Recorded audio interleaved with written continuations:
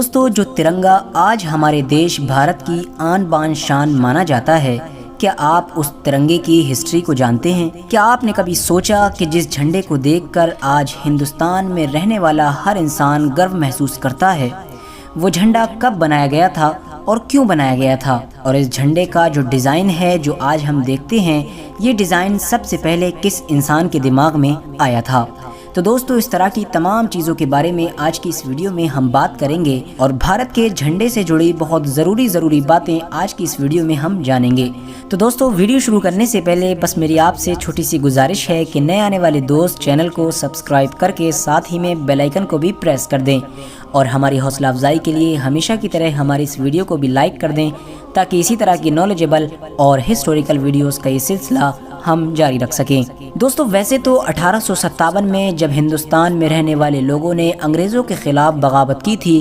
تب ہی سے ہندوستان میں رہنے والے لوگوں کو ایک جھنڈے کی کمی محسوس ہونے لگی تھی، کیونکہ ہندوستانی انگریزوں کے خلاف جب بھی کوئی آندولن کیا کرتے تھے یا بڑی ریلی نکالنے کی سوچا کرتے تھے، تو ان کے پاس کوئی ایسا جھنڈا موجود نہیں ہوا کرتا تھا جس کے ذریعے سے وہ تمام ہندوستان کے لوگوں کو، چاہے وہ ہندو ہو، مسلم ہو، سکھ ہو یا عیسائی ہو، سب کو ایک جھنڈے کے نیچے جمع کر سکیں۔ اور کسی بھی جنگ کے لیے سب سے ضروری چیز جھنڈا ہوتی ہے، کیونکہ اسی جھنڈے کے نیچے ہی تمام کی تمام فوج جمع ہوتی ہے، اور وہ ہندوستان کے لوگوں کے پاس ابھی تک موجود نہیں تھا۔ لیکن کیونکہ دوستو انگریزوں کے خلاف اب پورے ہندوستان میں جگہ جگہ پر لڑائی شروع ہو چکی تھی، اسی وجہ سے ہر علاقے میں لوگوں نے اپنا اپنا ہندوستانی جھنڈا بنانا شروع کر دیا تھا۔ اگر آپ انڈیا کے جھنڈے کی ہسٹری کو پڑھیں گے تو سب سے پہلے آپ کو 1906 میں بنایا ہوا وہ جھنڈا دکھائی دے گا جو بنگال میں بنایا گیا تھا۔ بنگال میں انگریزوں کے خلاف ایک ریلی نکالی گئی تھی، جس میں ایک ایسا جھنڈا بنایا گیا تھا جو 3 رنگ سے بنایا گیا تھا، اور یہ شاید ہندوستان کا پہلا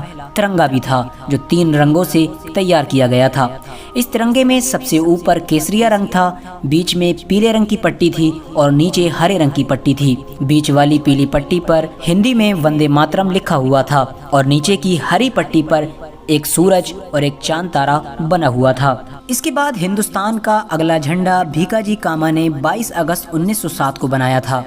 یہ جھنڈا بنگال کے جھنڈے سے تھوڑا سا الگ تھا، اس میں سب سے اوپر والی پٹی ہری تھی اور نیچے کی پٹی کیسریا نہیں بلکہ لال کلر کی تھی۔ باقی تقریباً یہ جھنڈا بنگال کے جھنڈے کی ہی طرح سیم تھا۔ اس کے بعد دھیرے دھیرے فادر آف نیشن یعنی گاندھی جی کو بھی ہندوستان کے جھنڈے کی ٹینشن ستانے لگی تھی،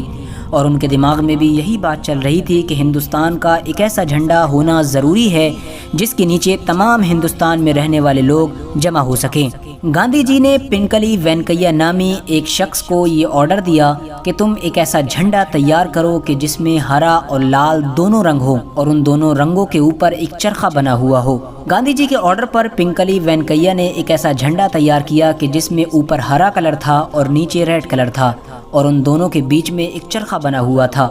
لیکن گاندھی جی کو یہ جھنڈا بالکل بھی پسند نہیں آیا۔ اس کے بعد انہوں نے پنکلی وینکیا کو یہ کہا کہ ان 2 رنگوں کے علاوہ ایک رنگ اور شامل کیا جائے، اور وہ نیا رنگ ہونا چاہیے سفید۔ تو دوستو گاندھی جی کے مشورے پر پنکلی وینکیا نے اب اس میں تیسرا رنگ بھی شامل کر لیا۔ دوستو بڑی جد و جہد کے بعد آخرکار 1931 میں انڈین نیشنل کانگریس کی طرف سے ایک ایسے جھنڈے کو پرمیشن دے دی گئی کہ جو 3 کلر کا تھا، جس میں سب سے اوپر کیسریا کلر تھا، بیچ میں سفید کلر اور نیچے گرین یعنی ہرا کلر تھا، اور اس جھنڈے کے بیچ میں ایک چرخہ بنا ہوا تھا جو گاندھی جی کی فرمائش پر بنایا گیا تھا۔ اس کے بعد 1931 سے لے کر 1947 تک یہی انڈیا کا جھنڈا رہا، اور اسی جھنڈے کے نیچے پورے انڈیا کے لوگوں نے اپنی آزادی کی لڑائی لڑی تھی۔ 1947 میں جب انگریز بھارت کو چھوڑ کر چلے گئے تو پورے ہندوستان کے سامنے سب سے بڑا سوال اور سب سے بڑی مصیبت یہی تھی کہ آخر اب بھارت کا جھنڈا کیسا بنایا جائے، کیونکہ ابھی تک جس جھنڈے کے نیچے رہ کر ہندوستان کے تمام لوگوں نے انگریزوں سے لڑائی لڑی تھی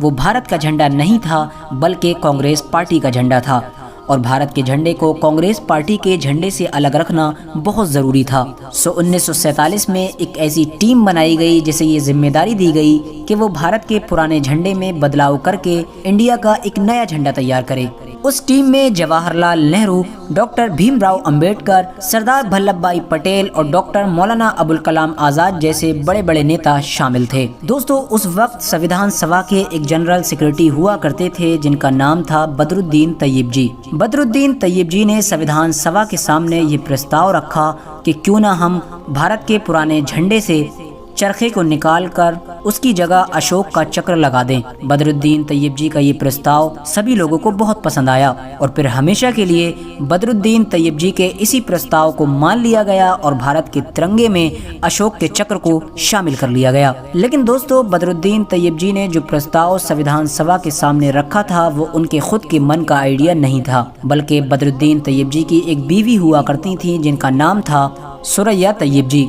उन्हीं के मन में ये आइडिया आया था। बदरुद्दीन तैयब जी की वाइफ यानी सुरैया तैयब जी ने कागज पर तिरंगे का नक्शा बनाया था और उसमें चरखे की जगह अशोक का चक्र शामिल किया था और कागज के टुकड़े पर बने हुए तिरंगे के उसी नक्शे को बदरुद्दीन तैयब जी ने संविधान सभा में पेश किया था, जिसे हर एक ने बड़ी खुशी के साथ कबूल कर लिया था और आज तक हमारे देश का झंडा बिल्कुल वैसे ही बना हुआ है और उसी डिजाइन के साथ लहरा रहा है। लेकिन दोस्तों, ये बड़े ही अफसोस की बात है कि जिस सुरैया तैयब जी ने हमारे देश के झंडे को एक नया डिजाइन दिया था, आज हम उन्हीं को भूल गए हैं। अगर आप लोगों को ये वीडियो पसंद आया हो तो इस वीडियो को जरूर लाइक करें और इसे अपने दोस्तों और रिश्तेदारों के साथ जरूर शेयर करें।